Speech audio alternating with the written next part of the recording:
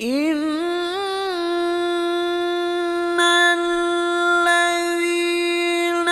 قَالُوا رَبُّنَا اللَّهُ ثُمَّ اسْتَقَامُوا تَتَنَزَّلُ عَلَيْهِمُ الْمَلَائِكَةُ أَلَّا تَخَافُوا وَلَا تَحْزَنُوا